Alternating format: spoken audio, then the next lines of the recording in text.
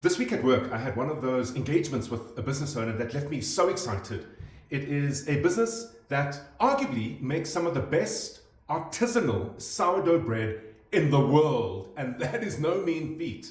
The baker himself was tutored, apprenticed in the United States, in Europe, in the United Kingdom, and in fact lived in France for a number of years under the tutelage, guidance, and severe instruction of an obsessive compulsive perfection master artisan sourdough bread maker.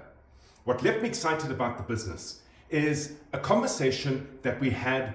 Listen in, and I'll give you the reasons why afterwards. It will be a conversation I would love to have with all of you. But we've got that big gap between Rick and me. There's a huge gap that's missing, and we haven't filled that gap. For me, what is that gap? It's sales and marketing. Right, sales and marketing. Somebody to monitor that.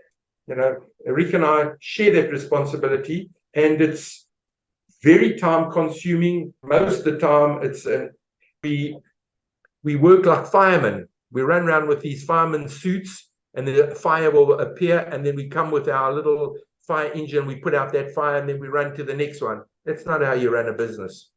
We know that, but we're so under-resourced. And that being said, like there's things missing.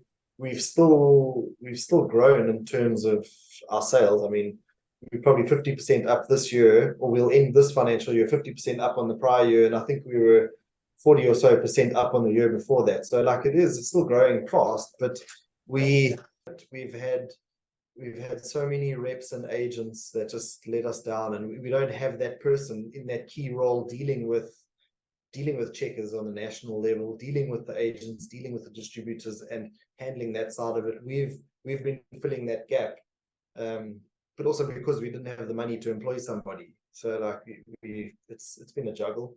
Isn't that a fantastic problem to have? Your product works, your production works, your administration and operations are all working. The only hole left to plug is the sales gap.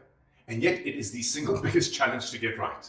In today's world of over-serviced, over-competitive markets, getting that piece right takes time, effort, and energy. The way to get it done is not through raising funding. Funding absolutely is going to be critical to scale your selling system, but you need a system of selling first before raising and going to market looking for the funding. And the way that a selling system works is that it has a number of building blocks in its own right. Don't try and be everything to everyone. Within your industry, identify 3 or 4 segments and be narrow and particular about them. Understand how your product solves a problem for them, because in doing so, it will ensure that you can sell with confidence. Then, thereafter, understand how businesses in those segments behave and buy. Business-to-business selling has become increasingly more complex. In fact, 6 years ago, on average, 4.2 people weighed in on the decisions around onboarding new suppliers. In today's environment, around 11.2 people weigh in. So there are many different buying influences, and to the extent that you can discover them, understand them, and then interpret the benefits of your product in solving a problem for their organization in language that's relevant to their functional roles, you have the beginnings of a selling system. It's hard to do initially until you get the first elements of it right. And once you have it right, test it in the market, improve it, and then show any potential funder interested in securing funding or funding the business that this formula works.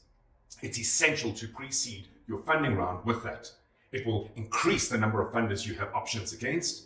It will bring down the cost of funding. And most importantly, for the funder and for yourselves, it will secure massive scales in revenue, in profitability, and increasingly the capital value of your enterprise as a whole. Food for thought. Get the sequencing right, but do the hard work before you go looking for funding to plug that gap. Until next week at work, have an entrepreneurial day.